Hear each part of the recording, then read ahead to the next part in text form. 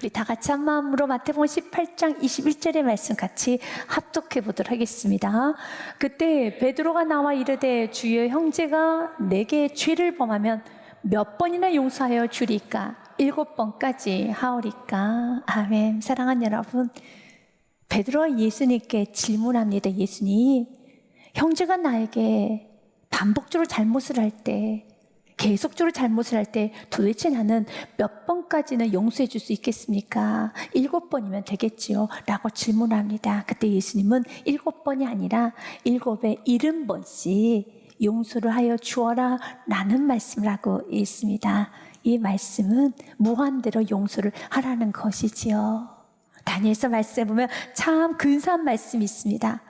12장 3절 말씀에 보니 지혜 있는 자는 궁창의 빛과 같이 빛날 것이요 많은 사람을 옳은 대로 돌아오게 한 자는 별과 같이 영원토록 빛나리라.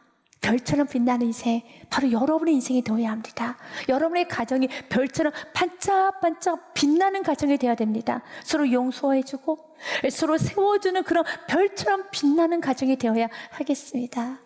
그래서 예수님께서는 오늘 용서를 하며, 예수님 말씀하신 용서는 단순히 당신 나에게 잘못했지, 그래 당신은 죄인이야, 당신은 이런 잘못을 했어 라고 하며 죄인이란 프레임을 그에게 씌우고 단죄를 하면서 용서를 해주는 것이 아니라, 예수님께서 말씀하신 용서는 그 영혼이 다시 한번 주님 앞에 돌아올 수 있도록 영혼을 세우는 것이 예수님 말씀하시는 용서라는 것입니다.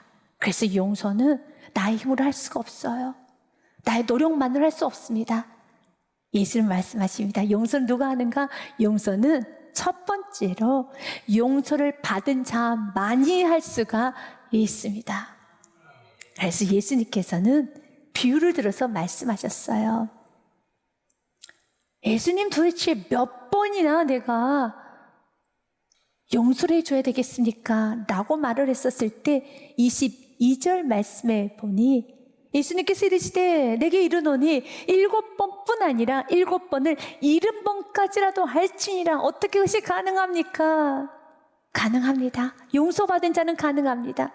용서받은 자는 가능합니다. 그래서 비유를 들어 말씀을 하십니다. 어떤 주인에게 1만 달란트 빚진 종이 있었습니다.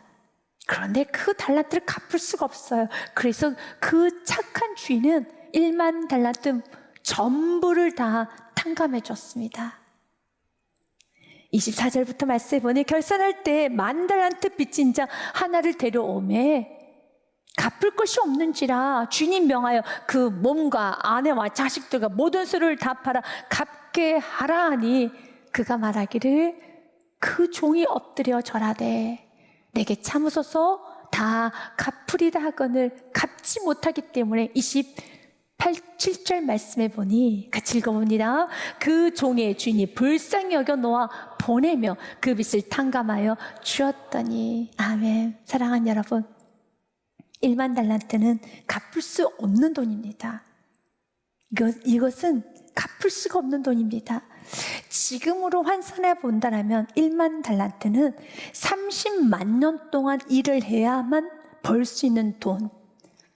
한 사람이 3만 원의 일당을 받았을 때 모아서 갚는다라면 약 1조 8천억 원을 내야 되는 것이 바로 1만 달란트입니다. 어떻게 한 사람이 1조 8천억 원을 갚을 수 있겠습니까? 그런데 더 슬픈 것은요, 정말 더 이해가 안 되는 것은 그 사람은 도대체 무슨 일을 하였길래 1조 8천억 원이나 되는 그 돈을 빌려서 썼을까? 맞아요. 오늘 이 비유는 예수님께서 우리에게 하신 비유입니다. 여기서의 주인, 착한 주인은 우리 하나님이십니다. 하나님께서 우리가 갚을 수 없는 모든 죄를 다 탕감해 주셨습니다. 우리의 죄가 얼마나 많은 줄 아십니까? 여러분이 지은 죄가 얼마나 많은 줄 아십니까? 성경은 이렇게 표현을 하고 있습니다. 이사야서 말씀에 보니 내가 내 허물을 빽빽한 구름같이 내 죄를 안개같이 하였으니 너는 내게로 돌아오라. 내가 너를 구속하였습니다. 우리의 죄가 빽빽한 구름 같다라는 겁니다. 이렇게도 말씀입니다. 그리고 이사야서 1장 말씀에 보니 우리의 죄는 주홍같이 붓습니다. 진홍같이도 붓습니다. 이렇게 붉어요. 여호와께서 말씀하시되 오라 우리가 서로 변론하자. 너희 죄가 주홍 같을지라도 눈과 같이 이어질 것이요 진홍같이 붉을지라도 양털같이 이게 되리라. 우리의 죄는 주홍처럼 진홍처럼 아주 붉어요. 그런데 우리의 죄가 주홍 같고 진홍 같다 할지라도 예수님께서 십자가에서 흘리신 그 보혈의 피는 더 진하고 진하여서 더 붉고 붉어서 예수 그리스도 그 보혈의 피로, 그 붉은 피로 우리의 주홍 같은 진홍 같은 모든 죄를 다 씻어 주셨습니다. 모두 다 탕감해 주셨습니다.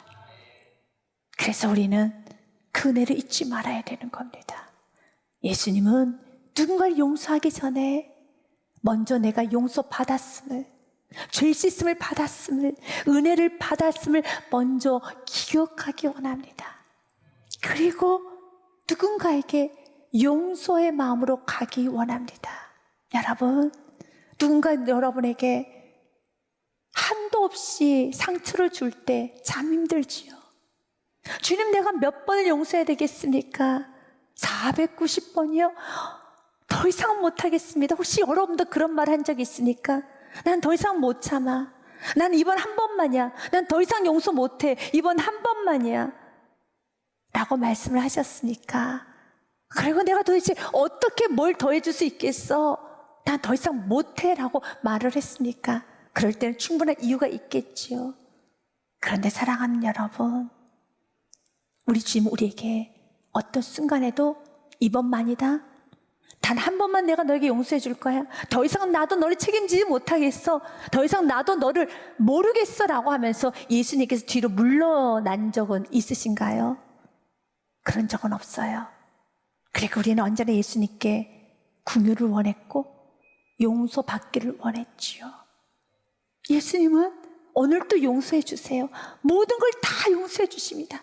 누구든지 예수께 나아가 주님 내가 잘못했습니다 하면 또 용서해 주십니다. 무한하게 용서를 해 주십니다. 주님은 용서받은 것을 기억하고 우리가 용서받았음을 기억하고, 그리고 이제는 용서의 삶을 살기 원합니다.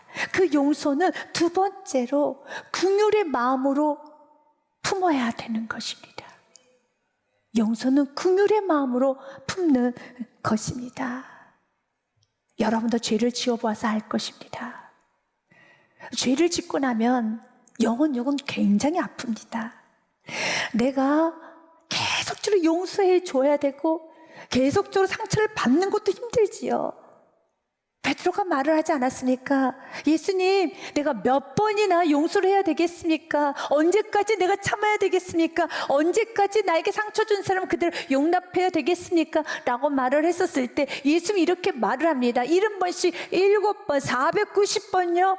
너무 힘듭니다. 맞아요. 490번의 용서를 한다는 거, 490번의 관용을 베푼다는 거 무척 힘듭니다. 그러나 한번 달리 생각해 보십시오.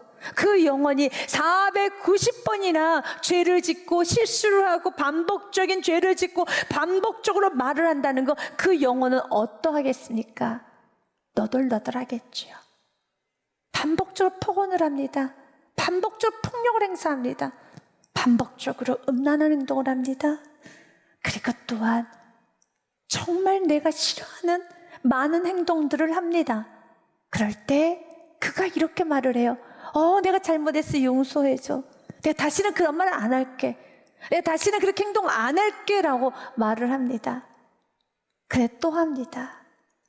여러분도 또다시 용서를 하고 그에게 또다시 긍휼을 베푼다는 건 어려운 일일 겁니다. 그런데 그도 지금 무너져 있습니다. 이렇게 용서를 구하고 잘못했다는 말을 반복적으로 해도 또 잘못을 저지릅니다. 또 수치를 당하면서 또 그 말을 합니다. 또 그 행동을 합니다. 또 그렇게 실수를 합니다. 넘어집니다. 죄를 짓습니다. 어디에 묶였다는 것이죠. 이건 중독이죠. 묶였다는 것이죠. 반복적으로 폭언을 한다는 것은 묶였다는 겁니다. 폭력을 행사한다는 것도 묶였다는 겁니다. 끊지 못하는 죄는 묶였다는 겁니다. 그 영혼도 아픈 것입니다. 주님은 우리가 알기 원합니다. 아, 나도 그 영혼을 품는 게 아프지만 그 영혼도 참 아프겠구나. 죄 가운데 있는 그 영혼도 참 아프겠구나. 그래서 주님께서는 긍휼히 여겨주기를 원합니다. 당신도 아프겠군요. 당신의 삶이 참 아프고 힘들겠군요. 그래서 주님 앞에 돌아오세요. 왜 죄의 자리에 머무십니까? 왜 죄의 자리에서 그렇게도 오랫동안 있으십니까? 이제는 좀 털고 나오십시오. 이제는 당신도 알고 있지 않습니까? 지금 잘못된 길을 가고 있다는 거, 지금 잘못하고 있다는 거 알고 있지 않습니까? 정말 모르십니까? 정말 모르십니까? 당신의 영혼은 평안하십니까? 당신의 영혼은 지금 행복하십니까? 마음의 평강이 있으십니까? 아니지 않습니까? 라고 말을 하지요. 그런데 여러분 그렇게 말을 할 때 맞아요, 내 영혼은 무너졌어요, 내 영혼은 아파요 라고 말을 하면 참 좋으려면 그렇지 않은 경우가 다반사예요. 난 괜찮다 라고 말을 해요. 아무렇지도 않다, 난 좋아 라고 합니다. 그래서 중보 기도해 줘야 돼. 하나님 깨우쳐 주옵소서. 하나님 자각하기 원합니다. 인지하기 원합니다. 내가 지금 어디에 있는가 알기 원합니다. 내가 얼마나 지금 어두운 삶, 거짓된 삶, 지금 정말 거짓말만 가득한 삶을 살고 있는가 하나님 가르쳐주세요. 그가 깨닫게 하여 주시옵소서. 여러분, 이사야 선지자도 이스라엘 백성들에게 이런 말을 자주 했었습니다. 이사야서 1장 말씀에 보면 너희가 어찌하여, 얼마나 더 맞아야지만 정신을 차리겠느냐, 너희가 어찌하여 매를 더 맞으려고 폐업을 거듭하느냐, 온 머리는 병들었고 온 마음은 피곤하였으며. 이사야 선지자 눈에 보기에는, 하나님 보시기에는 머리부터 발끝까지 상한 구석이, 정말 성한 구석이 하나도 없을 정도로 다 매를 맞아서 병이 들어있는데 본인은 괜찮다라고 합니다. 괜찮다라고 합니다. 이사야 선지자가 보기에도 온몸이 병들어 있는데 괜찮다고 하네요.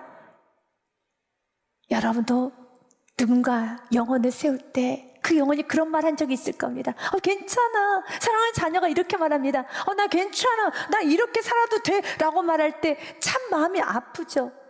전혀 괜찮지 않지요. 발바닥에서 머리까지 성한 곳이 없이 상한 것과 더진 것과 새로 맞은 흔적뿐이거늘 그것을 짜며 싸매며 기름으로 부드럽게 함을 받지 못하였도다. 하나님께서 깨우쳐 주셔야 돼요. 마치 집 나간 둘째 아들이 몰랐어요. 자기 삶이 참 좋다 생각했는데 어느 순간에 놀란 하나님의 은혜로 깨우침을 받은 겁니다. 난 여기서 주려 죽는구나, 내가 지금 죽음의 길로 가고 있구나, 내가 지금 비패져가고 있구나, 내가 지금 죽어가고 있구나 라고 깨달음을 받은 겁니다. 여러분도 깨달음을 받았기 때문에 주님 앞에 돌아온 것이겠죠. 내가 참 교만했구나, 내가 참 거짓됐구나, 내가 참 세상적이었구나, 나 이렇게 살면 안 돼 라는 깨달음을 받았고 여러분 돌아온 겁니다. 먼저는 여러분 더 깊은 깨달음이 있어야 되는 겁니다.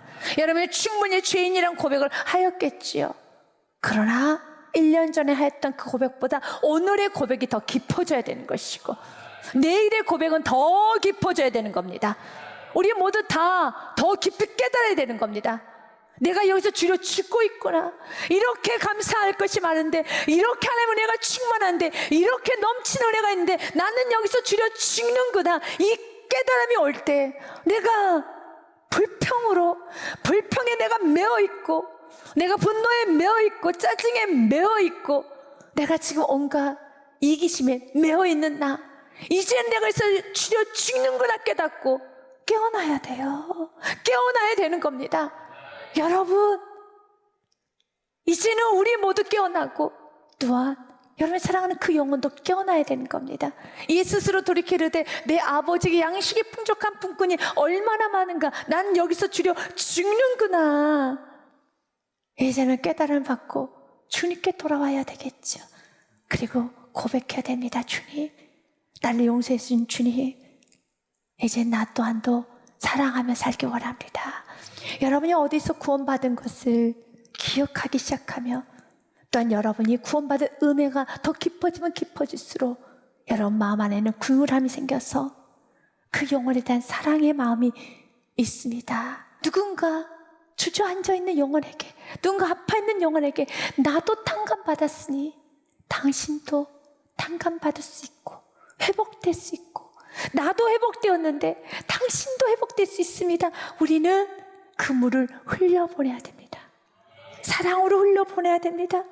정말 눈물로 흘려보내야 됩니다. 기도로 흘려보내야 됩니다. 권면을 흘려보내야 됩니다. 가슴 뭉클한 권면을 해보십시오. 가슴 뭉클한 사랑을 해보십시오. 가슴 뭉클한 기도를 해보십시오. 때로는 여러분이 가슴 뭉클하게 다가가도 상대방이 힘들어 마치 비웃는 것처럼 됐어, 됐다고 라는 말을 할 수도 있을 겁니다. 그러면 또 아프죠. 어떻게 하면 됩니까? 다시 은혜 받으러 오면 되는 겁니다. 1만 달란트 탕감을 받아 쓴 걸 다시 기억하며, 주님, 나를 치료해 주세요. 다시 또 주님께 나오면 되는 겁니다. 주님 오늘 우리들에게 말을 합니다. 주님께 나와서 그 주님의 그 은혜물을 맞아서 또다시 은혜물을 흘려내보내시기를 바라겠습니다. 그래서 그 영혼을 살리시기 바랍니다. 그래서 용서는 세 번째로 자신의 권리를 포기하는 것이 용서입니다. 예수님은 연이어 말씀하십니다. 그 1만 달란트 탕감 받은 자가 참 악하다라고 말씀하십니다. 왜냐하면 집으로 돌아가는 길에 100데나리온을 빌린 자신의 동료를 만나게 됩니다. 그때 그가 28절 말씀에 보면 그 종이 나가서 자기에게 100데나리온 빚진 동료 한 사람을 만나 붙들어 목을 잡고 이르되 빚을 갚으라 하고 목을 흔들기 시작합니다. 여러분 어떻습니까? 이렇게 살면 안 되죠. 그래서 그 주인이 이렇게 말합니다.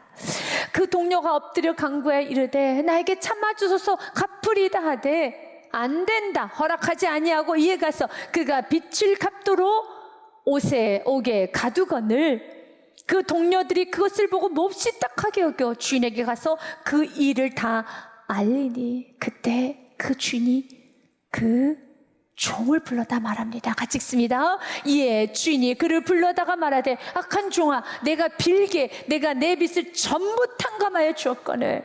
33절 말씀도 같이 읽습니다.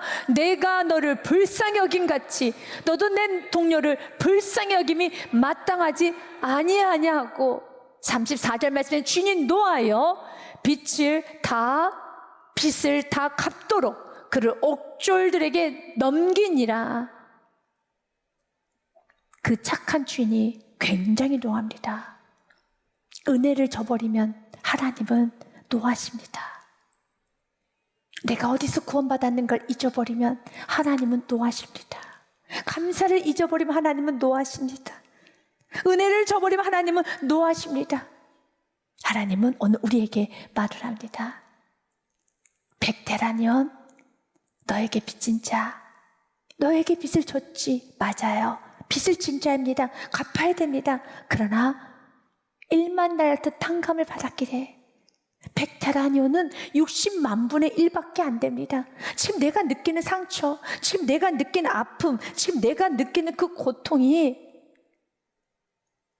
여러분 마음의 문을 열고 들어보십시오.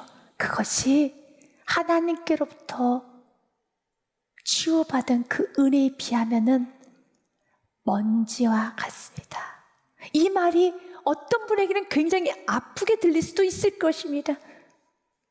목사님은 내 사정을 몰라서 그래요.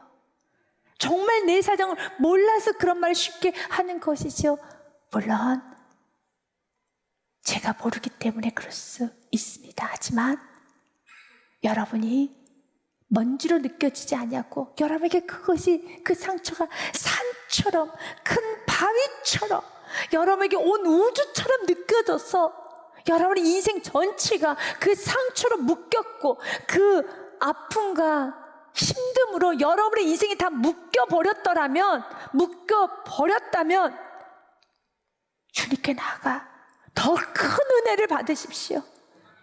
여러분이 받았던 여러분 직장 상사로부터, 동료로부터, 부모로부터, 사랑하는 가족으로부터, 여러분 세상으로부터 받았던 그 상처가 너무 나에게 여전히 크고 여전히 산과 같고 바위와 같고 여전히 온 우주와 같아서 또렷이 그 상처가 나를 묶고 있고 나를 꼼짝달싹하지 못하게 하고 있다라면 그 모든 상처보다 더 큰 은혜를 받으십시오. 주홍보다 진홍보다 더욱 붉고 붉은 죄를, 붉고 붉은 그 피를 우리가 받아 마셔야 하는 것처럼요, 받아 마십시오. 그리고 이제는 여러분의 상처가 먼지처럼 보이셔서 백탈하면 별거 아니지, 1만 달러도 탕감 받은 거에 비하면 별거 아니지, 별거 아니지, 이거 별거 아니야 라고 할 수 있는 그 은혜를 우리 모두 다 같이 사모해 보기 원합니다. 우리 이번 한 주간을 살아갈 때도 여러분 크고 작은 상처를 받게 될 것입니다. 그 상처가 여러분에게 쓰나미처럼 다가올 수도 있습니다. 아픔으로 다가올 수도 있습니다. 눈물이 쏟아질 것입니다. 힘들 것입니다. 이것이 깊은 우울증으로, 공황장애로, 불안장애로, 어떤 여러 가지 강박 증세로 나타나기도 합니다. 그러나 주는 말합니다. 내가 나에게 은혜를 베풀었고 그 모든 아픔을 주님께 나아가 주님께 치료를 받고 이제는 이 모든 것이 나를 묶고 나를 꼼짝달싹 못하게 만드는 것이 아니라 이제는 은혜에 묶이시길 바라겠습니다. 그리고 오히려 주님이 이렇게 말합니다.